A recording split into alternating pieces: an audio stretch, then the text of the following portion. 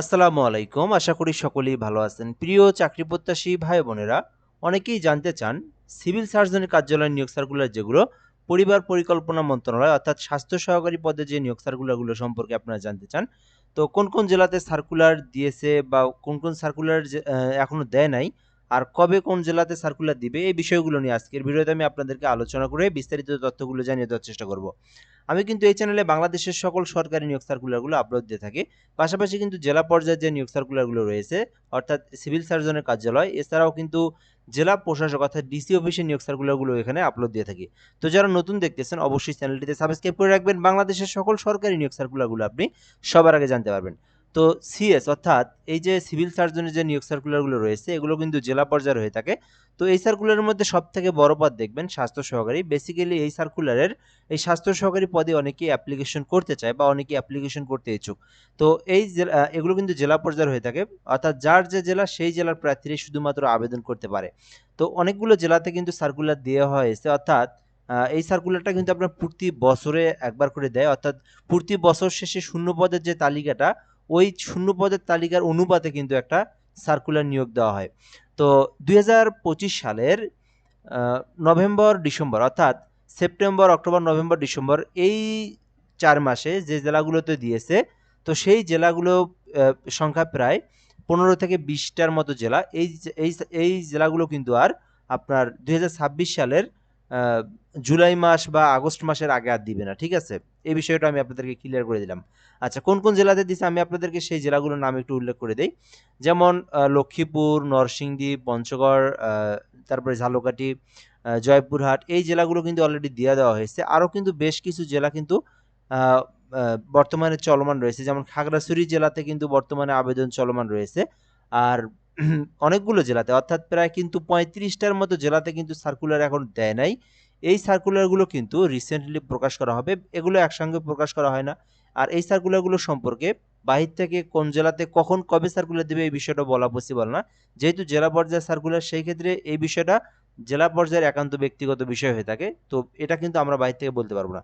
তবে এটাই বলতে পারি এগুলো আপনার ধারাবাহিকভাবে দেয়, অর্থাৎ প্রায় 35টার মতো জেলাতে এখনো দেয় নাই। এগুলো কিন্তু আপনারা দেখবেন মে মাস এপ্রিল মাসের শেষের দিকে বা মে মাসে কিছু দিবে, কয়েকটা জেলা দিবে, তারপরের মাসে কয়েকটা জেলা দিবে, তারপরের মাসে কয়েকটা জেলা দিবে। এই জন্য আপনাকে সব সময় আপনার জেলার সিভিল সার্জনের কার্যালয়ের নিয়োগ সার্কুলার নিয়ে অবগত থাকতে হবে।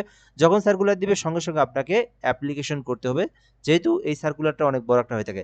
তো আচ্ছা, এই সার্কুলার সম্পর্কে আরও একটা বিষয় বলে নিই। আমি যদি এই সার্কুলারটা পড়ে আপনাদেরকে শুনাই, তাহলে আপনারা সিভিল সার্জন সার্কুলার নিয়ে সকল তথ্য জানতে পারবেন।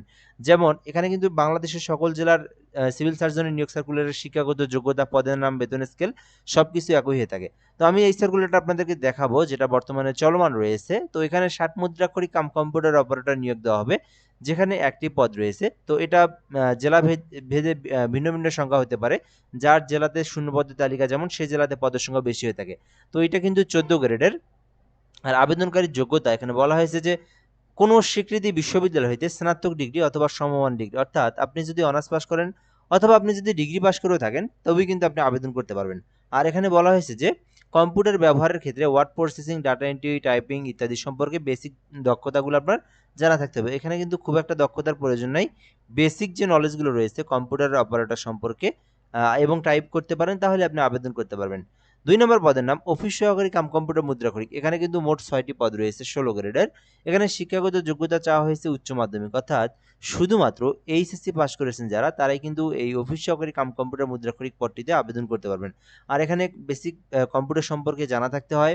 আর এখানে কিন্তু আপনার কম্পিউটারের যে সার্টিফিকেট যেটা, এটাও কিন্তু প্রয়োজন হয়, যেটা আপনার 3 মাস মেয়াদি হোক বা 6 মাস মেয়াদি হোক, এটা কিন্তু লাগে। যদি আপনার অভিজ্ঞতা ভালো থাকে সেক্ষেত্রে অনেক সময় অনেক জেলা সার্কুলারে লাগেও না।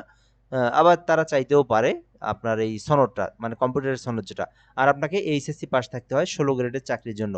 এরপরে 3 নম্বরে রয়েছে স্বাস্থ্য সহকারী, যেখানে 112টি পদ রয়েছে।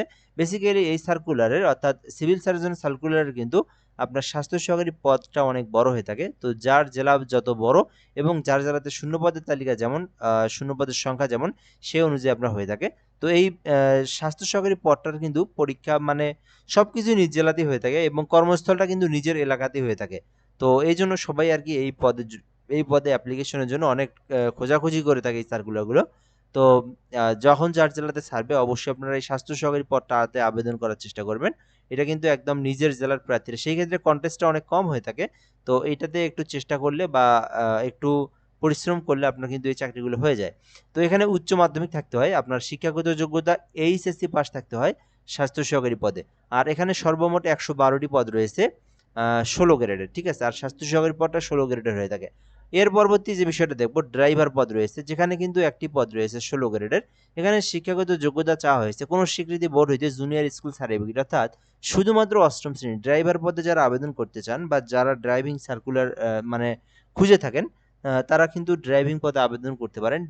ড্রাইভিংয়ে আবেদন করতে শুধু অষ্টম শ্রেণীর সার্টিফিকেট থাকলে আবেদন করা যায়। আর একটা বিআরটিআর থেকে বৈধ একটা ড্রাইভিং লাইসেন্স লাগে এবং যাদের অভিজ্ঞতা রয়েছে তাদেরকে অগ্রাধিকার দেয়, ঠিক আছে? তো এখানে এই খাগড়াছড়ি জেলার যে সিভিল সার্জনের নিয়োগ সার্কুলার, এটার পদের সংখ্যা কিন্তু কম। অন্য জেলাতে দেখবেন আপনার পদের সংখ্যা আরও বেশি, ২০০ জন, ২৫০ জন, ৩০০ জন পর্যন্ত পদের সংখ্যা হয়ে থাকে। তো যার জেলা সেই জেলা অনুযায়ী ভাগ হয়ে থাকে।